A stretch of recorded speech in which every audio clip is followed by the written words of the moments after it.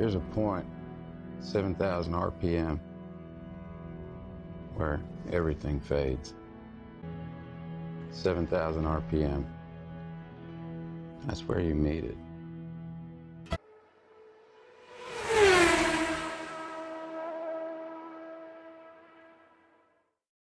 Bonjour à toutes et à tous, on se retrouve aujourd'hui dans votre nouvelle chaîne Sport Mécanique, 7000 tours minutes.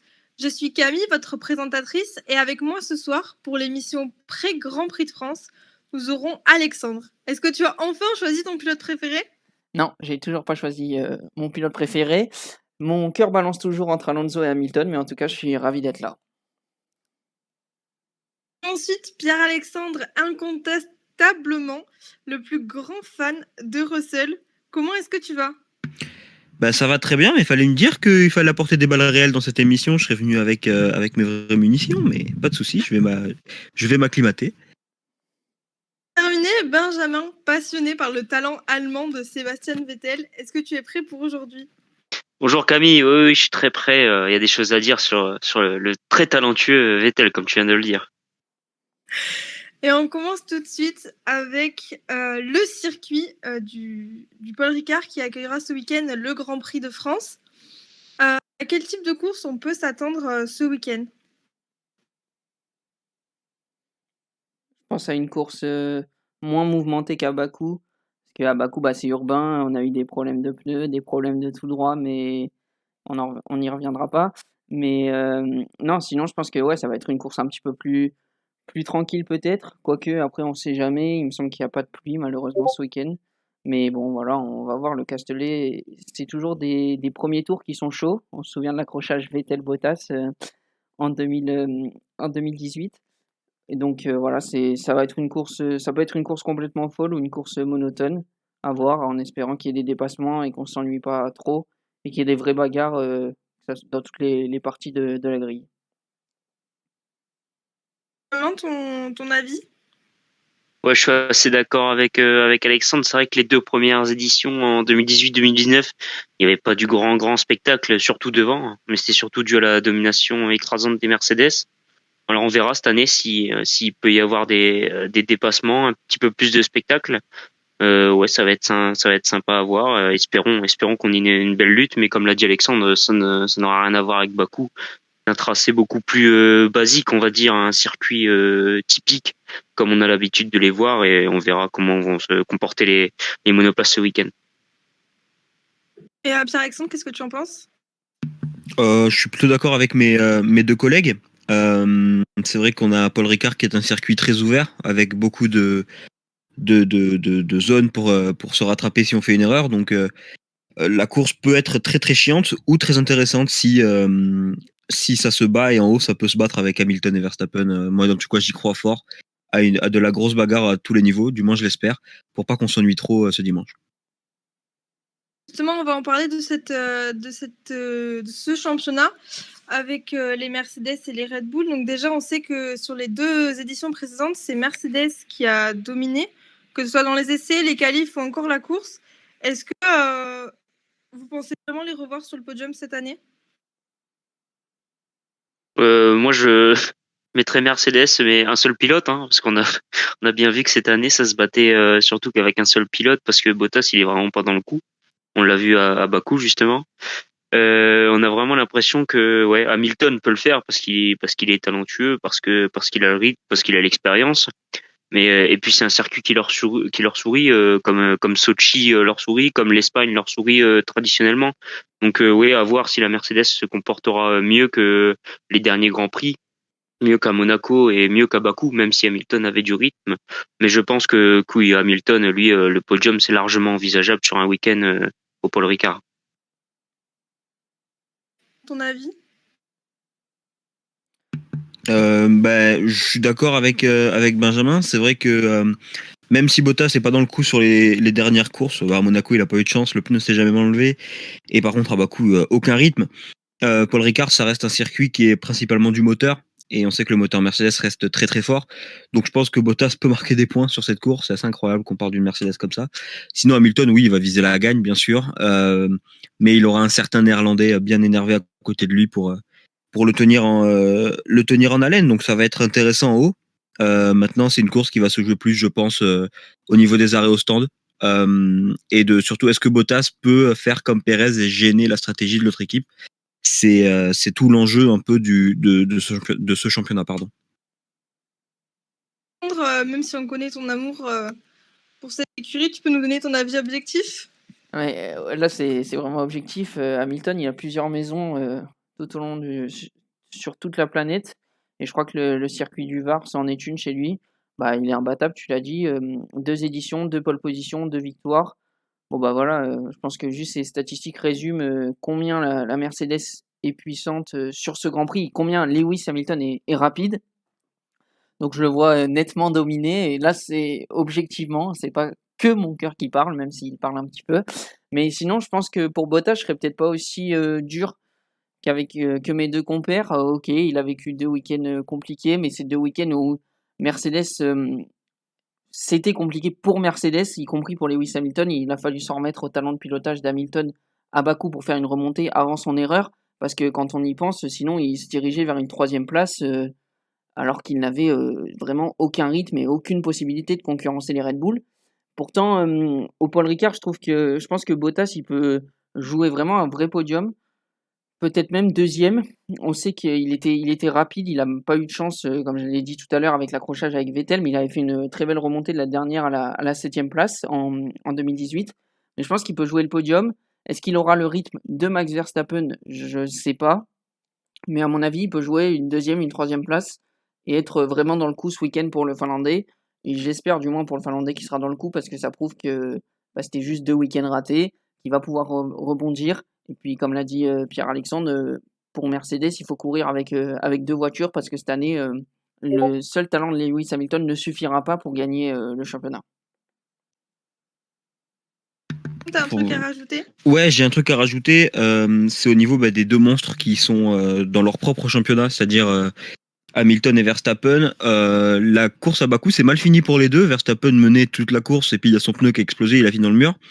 Et Verstappen a fait tout droit. Et Hamilton, pardon, a fait tout droit. Donc les deux vont arriver avec le couteau entre les dents. Et si la course ne va peut-être pas être aussi passionnante qu'on le souhaiterait, la 3e séance de qualification peut être incroyable pour la pole position. C'est tout ce que j'avais à dire. Je pense qu'elle sera incroyable à condition aussi que Red Bull soit au niveau. Parce que je pense que le moteur Honda a fait ses preuves, je pense que ouais, ça ira. C'est pour ça que au moins Verstappen y sera, quoi. Ouais, Verstappen y sera. Il faut juste espérer qu'Hamilton ne soit pas trop devant. Mais je m'attends pas à une domination aussi forte qu'en 2018-2019. Mais en tout cas, ouais, comme tu l'as dit, les deux sont à part. Les deux évoluent dans un autre championnat. Et on risque aussi de voir les 2 noms très loin devant les autres dimanche. On va en parler de ce championnat et de cette compétition entre Mercedes et Red Bull.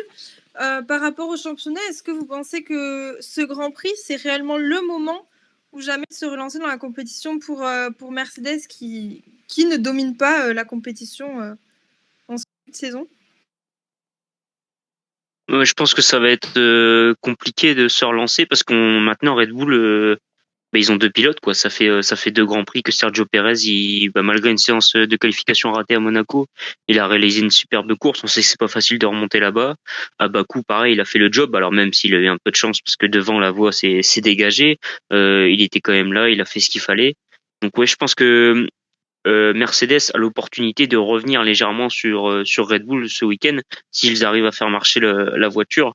Mais le gap est déjà assez important avec la victoire de Perez la semaine dernière à Bakou pendant que Mercedes ne marquait aucun point. Hein. Donc ouais, ça peut revenir un petit peu, je pense, Mercedes, mais ça va être compliqué d'aller chercher Red Bull. Ouais, excuse-moi, je suis d'accord avec ce qu'a dit Benjamin. C'est vrai que avoir 2 pilotes dans une voiture, dans une écurie, ça aide beaucoup pour le championnat constructeur. Et en fait, il faut que pour que Mercedes revienne vraiment dans la course à un moment donné, il va falloir que les 2 Red Bull ne marquent pas de points. Et alors, on a vu il y a 2 semaines à Bakou un coup du sort incroyable qui a envoyé Verstappen dans le mur et du coup, il y a que Perez qui a marqué des points pour Red Bull. Mais le fait est que même quand il y a un coup du sort du côté de Red Bull, c'est chez Mercedes que ça flanche. Donc il va falloir que à un moment donné les deux Red Bull se sortent parce que je vois pas dans une course normale les deux Red Bull ne pas finir dans les points ou alors finir assez bas. Tandis que de l'autre côté, on a Hamilton qui se bat comme il peut avec sa voiture et qui fait des grosses prestations qui montrent bien que il n'y a pas que la voiture qui fait, c'est un grand pilote. Mais derrière, il y a Bottas qui traîne. C'est un fardeau Bottas sur cette saison. Alors, on va peut-être nous dire qu'on est trop dur avec lui. Je vous entends rigoler. Mais bon, c'est vrai que depuis le début de la saison, il est pas du tout bien dans ses chaussons de conduite. Et il est pas bien dans cette voiture. Et on espère pour Mercedes que pour lui ça va revenir, mais j'ai du mal à voir Bottas se sublimer sur cette deuxième partie de saison. Moi, j'ai du mal à comprendre comment vous pouvez être si pessimiste au vu de la puissance du moteur de Mercedes et au vu de leur niveau du châssis. On parle quand même d'un circuit qui n'est pas urbain, alors que c'est les circuits qui sont les plus compliqués pour une Mercedes. On parle d'un circuit où il y a de grandes lignes droites. Alors j'entends la puissance du moteur Honda, tout ce que vous voulez, mais la puissance du moteur Honda, elle n'a jamais réellement rivalisé avec la puissance du moteur Mercedes sur des circuits traditionnels. Donc moi, je comprends pas comment ce week-end, on pourrait pas dire que Mercedes va reprendre des points à Red Bull. Pour moi, Mercedes va reprendre des points à Red Bull.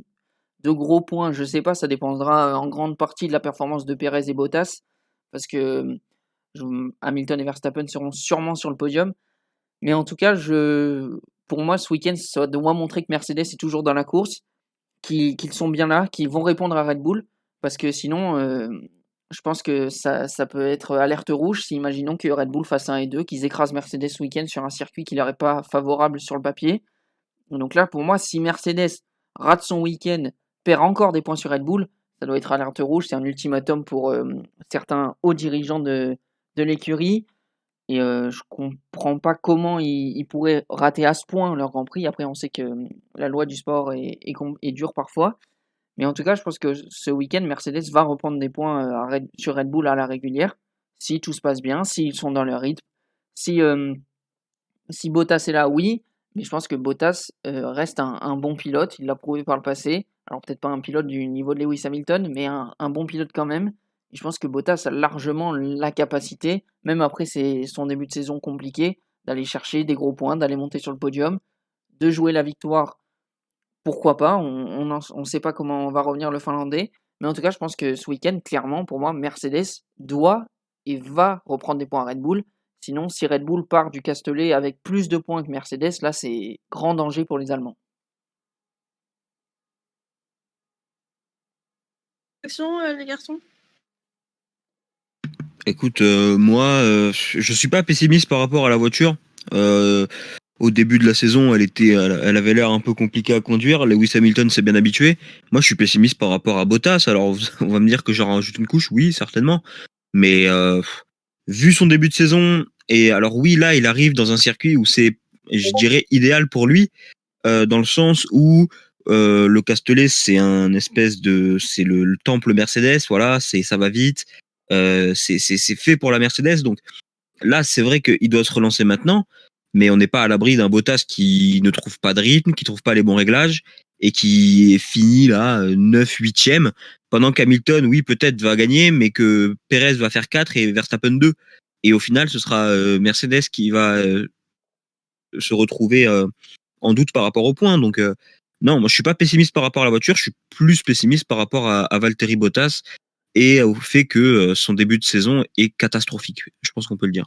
S'il finit 8e ou 9e, là, c'est pas Valtteri Bottas. Le problème, c'est qu'il faut changer de pilote. Quand tu finis 8e ou 9e sur un circuit propice à ta voiture, c'est que là, il est atteint mentalement. Et dans ce cas-là, tu peux pas finir la saison avec Bottas. Non, mais c'est vrai. C'est pour ça qu'il faut appeler George Russell, c'est la solution, les gars. Non, alors, George Russell pour Mercedes, bien sûr. Ça, c'est un petit peu trop. C'est pas beaucoup d'objectivité dans ce choix, PA. Mais pour moi, je trouve que Bottas, il est peut-être touché mentalement par son début de saison. Je ne crois pas, parce que le Finlandais, je trouve qu'il est capable des fois de rebondir. Il a gagné un Grand Prix cette année, on l'oublie peut-être. Donc, non, je pense que Mercedes va faire 1 et 2 ou 1 et 3 ce week-end. On va parler de Red Bull. Est-ce que vous pensez qu'ils frapperaient vraiment un grand coup en démontrant qu'ils sont quand même présents sur un circuit où on ne les attend pas forcément au vu des précédentes prestations de Mercedes ce week-end, enfin, dans les différentes éditions précédentes? Oui, pour moi, ce serait un grand coup de frappé si Red Bull venait à dominer ce week-end. On l'a vu sur les précédentes courses, Verstappen qui a vraiment un bon rythme, bon, qui peut pas faire la pole parce qu'il est gêné par des incidents et un très rapide Charles Leclerc surtout. Mais oui, si Red Bull venait à prendre ne serait-ce que la pole, je pense que ça mettrait déjà un petit peu la pression à Mercedes pour la course le dimanche, tant ils étaient faciles en 2018 et 2019 sur circuit. Donc je pense que oui, ça va être intéressant à voir. Rappelons également que cette saison, pour l'instant, ça fait 3-3 Hamilton-Verstappen. Donc la France, ça permettra de marquer un tournant psychologique dans la saison. Parce que là, pour l'instant, Verstappen est leader, mais de quelques points. Donc ouais, vraiment, ça peut se jouer sur des détails une saison et donc pourquoi pas ce Grand Prix de France pourrait permettre de créer des différences. Ton avis? Moi, je pense que ça va être compliqué pour Red Bull d'être au mieux. Et je me dis que si Red Bull remporte le Grand Prix ou fait la pole, on va se demander où est-ce que Red Bull où est-ce que Red Bull va perdre des points, où est-ce que Red Bull peut perdre ce championnat finalement. Red Bull est fort sur les circuits urbains, sur les circuits rapides où il y a un petit peu des parties un petit peu techniques. Je pense notamment au Red Bull Ring où ça monte et ça descend. Si Red Bull est en plus fort sur des circuits typiques pour Mercedes, alors dans ce cas-là, c'est juste la meilleure équipe du plateau et ça restera la meilleure équipe du plateau toute la saison. Après, franchement, honnêtement, je sais pas s'ils seront vraiment au niveau. Ça peut être la belle surprise côté autrichien. Mais en tout cas, c'est sûr que si Red Bull est fort ce week-end, ça va toucher Mercedes et ça va impacter, bah, ça va les impacter forcément. Quand tu t'attends à dominer et que finalement tu dois te battre et mettre corps et âme dans la bataille pour remporter la victoire, ça te perturbe et tu te dis où est-ce que je vais gagner facilement, comme d'habitude, comme les saisons précédentes pour Mercedes. Je voulais juste me corriger, c'est pas 3-3 Hamilton Verstappen, pardon, c'est 3-3 Mercedes entre parenthèses Hamilton contre Red Bull puisque c'est Perez qui a gagné à Bakou et non pas Verstappen. Du coup, moi, je vais enchaîner sur ce qu'a dit Alexandre. Je m'attends pas, enfin, je pense pas que Mercedes s'attende à dominer. Les gars réfléchissent. Ils ont bien vu que Red Bull était une bonne grosse épine dans leurs pieds et que ils vont devoir se battre sur tous les circuits quoi qu'il arrive. Maintenant, pour rebondir à la question initiale de Camille, je pense que oui, là, si Red Bull domine, enfin pas domine, mais si Red Bull part en ayant mis encore un gap à Mercedes au niveau du classement des constructeurs, ça va être très très compliqué pour Mercedes, ça va leur mettre un coup derrière la tête, ça c'est sûr et certain. Et en plus, ça va les déstabiliser et ça va les mettre loin au classement parce qu'encore une fois, Verstappen et Perez, c'est rare qu'ils ratent leur course. Perez a eu du mal au tout début de la saison, mais là j'ai l'impression qu'il il est lancé et Verstappen, il lui faut que son pneu explose pour pas qu'il finisse dans les points. Donc si on fait le face à face entre coéquipiers, bah ouais, il y a Bottas qui fait un peu maillon faible. Et donc je pense que si sur ce Grand Prix là, Mercedes n'arrive pas à grappiller un peu du retard, on dit pas remonter tout de suite, mais de grappiller un peu de retard, ça va être compliqué pour le championnat constructeur pour cette saison pour eux. En partant de Bakou, Toto Wolff avait dit nous serons bientôt de retour aux avant-postes. On va voir si bientôt c'est 2 semaines et si c'est ce week-end ou si le team manager de l'équipe se donne un petit peu plus de temps et peut-être. On sait qu'après il y a 2 week-ends au Red Bull Ring où ça sera compliqué pour Mercedes parce que Red Bull est très fort, même si les Mercedes ont gagné l'année dernière. Mais après il y a un enchaînement Hongrie-Silverstone. C'est 2 circuits qui favorisent Mercedes et qui sont magnifiques pour Hamilton qui a gagné 7 fois à Silverstone et 8 fois en Hongrie. Donc est-ce que quand il dit nous serons bientôt, peut-être que le bientôt c'est pas tout de suite, c'est pas à court terme, mais c'est à moyen terme avec cet enchaînement Silverstone et Hongrie. Donc merci à tous et on va donc passer à nos Français qui sont présents sur la grille pour ce Grand Prix de France justement. Par rapport à Gasly, de quoi peut-il rêver ce week-end pour cette course? Je pense qu'un top 5 ce serait déjà vraiment bien. On sait que il y a 2 semaines il a fait podium après que Hamilton et Verstappen laisser son opportunité de faire podium finalement sans à la régulière. Je pense pas qu'il aurait pu le monter sur la boîte, mais oui, déjà un top 5 ça pourrait être impressionnant. On le voit souvent depuis le début de saison. Pierre Gasly il se bat avec les Lando Norris, avec les Ferrari. Donc voilà, Gasly pourrait compter bien sur la puissance de son moteur Honda ce week-end pour faire la différence et pourquoi pas arracher un top 5. Attends, faudra qu'on fasse attention aussi à Esteban Ocon, en parlant de nos Français, qui est en pleine confiance. Il a signé un contrat de 3 ans jusqu'en 2024 avec Alpine. Donc voilà, il se sent bien. Il a fait un plutôt bon début de saison, même si à Bakou, il a eu un peu de malchance. Il aurait pu rentrer dans les points, je pense. Donc voilà, Esteban Ocon aussi aura à cœur de bien faire pour son deuxième Grand Prix à domicile. Il a également participé en 2018 avec Racing Point à ce Grand Prix, qui avait malheureusement vu son Grand Prix se terminer dès le premier tour avec un accrochage avec Pierre Gasly. Moi, je pense que Pierre Gasly, ça va aussi dépendre. On parle du moteur Honda contre le moteur Mercedes. Je pense que ça va être pareil. Si le moteur Mercedes favorise McLaren, bah, McLaren sera automatiquement devant.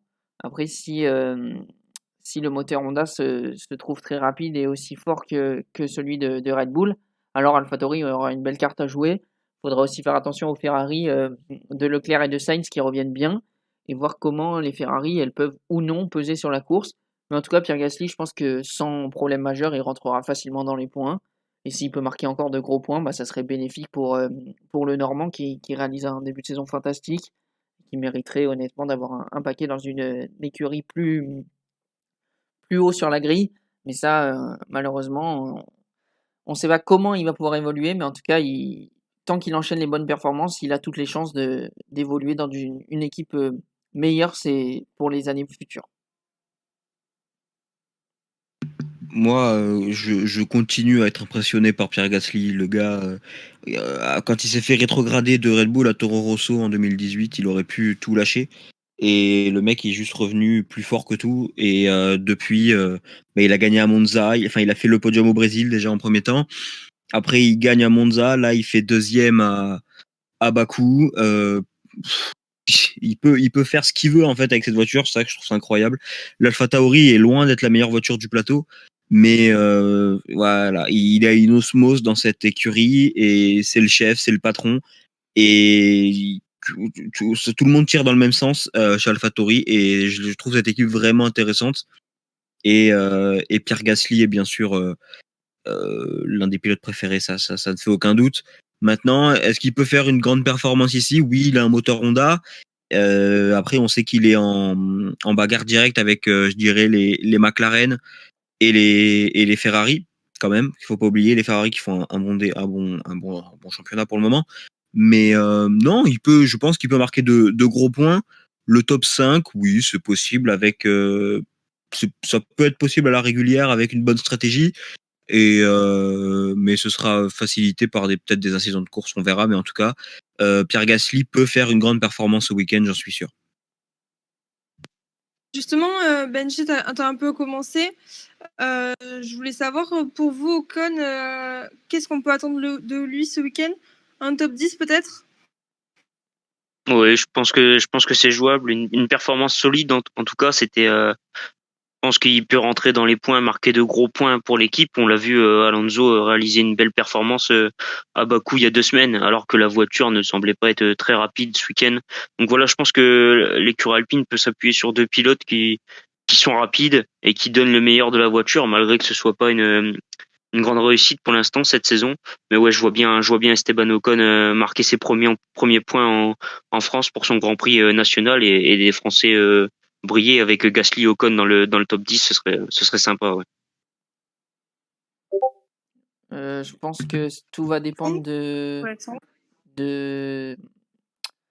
En fait, Alpine, en ce moment, ils sont sur courant alternatif. Ils sont capables du pire comme du mieux comme du moins bon, parce qu'on va pas parler de pire et de meilleur. Mais voilà, on a vu Alonso qui fait une excellente 6e place, qui a fait une course très, très étrange, puisqu'il n'avait pas de rythme en début de course, et il a profité vraiment d'une stratégie à plusieurs arrêts qui lui a permis, et du restart qui lui ont permis de réaliser un dernier tour magnifique. Et dans ce dernier tour, on a trouvé un ancien Alonso, celui de ses grandes époques. Du coup, pour moi, je trouve que Ocon, tout va dépendre des performances de l'Alpine, mais un top 10, c'est peut-être compliqué. Après, au vu des circonstances de course, tout peut se passer. Mais non, je pense qu'il y aura une très très belle bataille entre les 5 écuries du milieu de plateau, si on rajoute Aston Martin dont on n'a pas parlé. Mais je pense que ça va être compliqué et qu'il faudra être bon dès les qualifications pour bien se placer et avoir une chance d'aller loin dans ce Grand Prix et d'aller chercher quelques points, pourquoi pas pour l'autre Français du plateau. Je suis plutôt d'accord avec l'analyse d'Alexandre sur ce coup. Alpine, c'est vrai que j'ai l'impression que sur des week-ends, ça va super bien marcher, ça va faire un bon résultat dans le top 10. Et des fois, ben, comme on l'a vu à Bakou, ça va abandonner pour Ocon.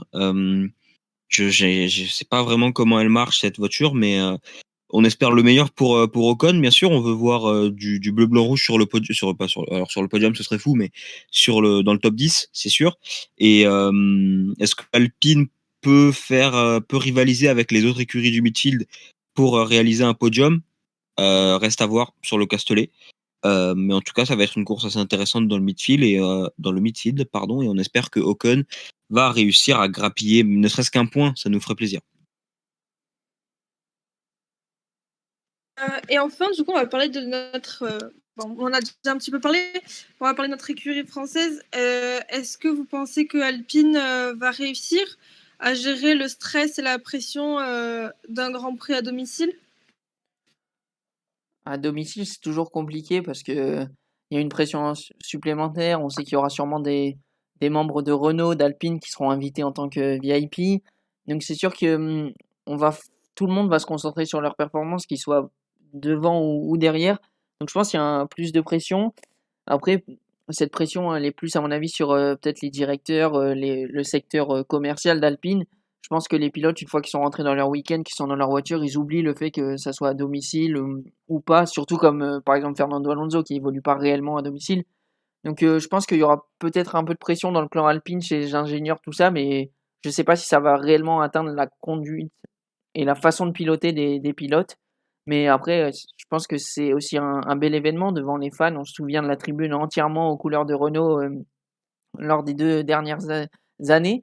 Donc à voir comment ça va se gérer, comment ils vont gérer. Pour certains, je pense que c'est la première fois qu'ils vont courir à domicile. Mais en tout cas, il y a certains ingénieurs qui ont déjà connu ça avec d'autres équipes.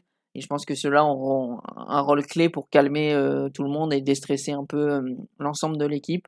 Après, voilà, je ne sais pas s'ils peuvent réellement attendre quelque chose de ce Grand Prix. À voir, mais est-ce qu'à domicile, ils feront une grande performance? On verra dimanche. C'est vrai que à domicile, tout est plus compliqué. On veut bien performer. Je pense à Alpine et aussi aux 2 pilotes français que sont Ocon et Gasly. Ils vont vouloir en faire peut-être un peu plus, pousser un peu plus, freiner un peu plus tard pour tenter un dépassement. Donc ça, c'est un truc qu'il faut faire attention. Maintenant, j'ai aucune inquiétude, que ce soit pour Gasly, pour Ocon ou pour Alpine en tant que team. C'est des gars qui sont expérimentés. C'est pas la première fois qu'ils vont courir à domicile. Ils savent quoi faire et je pense que ça va très bien se passer, que ce soit pour les pilotes et pour les mécaniciens dans les stands. Merci à tous pour avoir réagi à mes petites questions. Merci à tous de nous avoir suivis pour cette première émission.